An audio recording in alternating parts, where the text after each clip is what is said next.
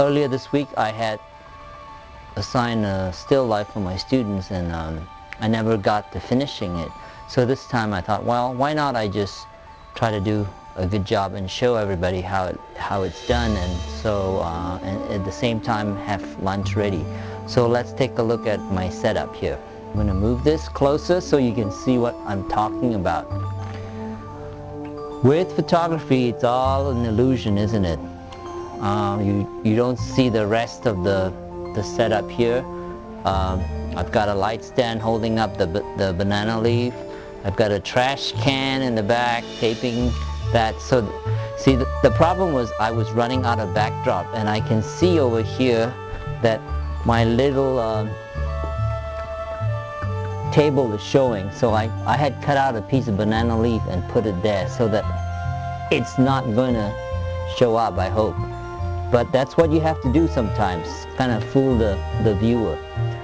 The tough part is these banana leaves, once they're torn, they are extremely difficult to get back into shape, and because they are very waxy, you can't glue them. It's not easily glued together. Okay, now this is the typical shot. I've already warmed up my noodles and everything. Now I'm just gonna come back and put them in the set, and you'll see what I'll be looking at.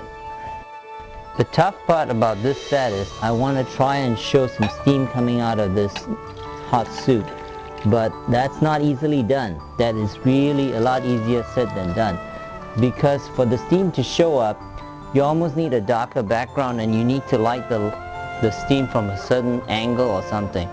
As I'm talking here, I better make some exposures. Part of the problem with working in available light is that if the temperature outside is not cold enough, steam is not going to show. So you'll have to come up with another way, and I've heard photographers light a cigarette and blow it in there. I don't know if that really works. I haven't tried that, but somehow steam and smoke doesn't quite look the same. Because steam seems to emanate from something, and smoke just comes in and sort of ruins your image. Either shoot this when it's colder, or maybe heat up that soup some more. My recommendation is if you're going to try this at home, you probably want to get some help, somebody to take care of the food, the noodles or whatever, and then you just concentrate on the photography. It's hard to divide your time between this and the actual photography. So enlist somebody to help do the food, and then just concentrate on the setup, and then when everything's ready, tell them, okay, bring it out, put it on there. If you want to show steam is really hard to capture, and you would have to be in a cold environment, and that's when it shows up even more. And you probably need to backlight the steam.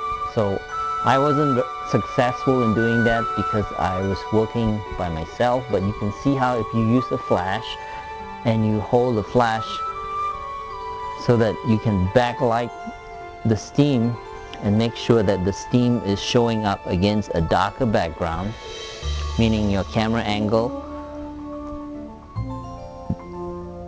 your camera position should show the steam coming up against a darker background here, and then when it's backlit, it'll really show up and pop. But the trick is you have to sort of channel the light like this. You have to make probably a snoot of some sort, a snoot, so that you can aim the light at where the steam is and not light the whole thing indiscriminately. That's it for now. I'm gonna eat. I'm hungry.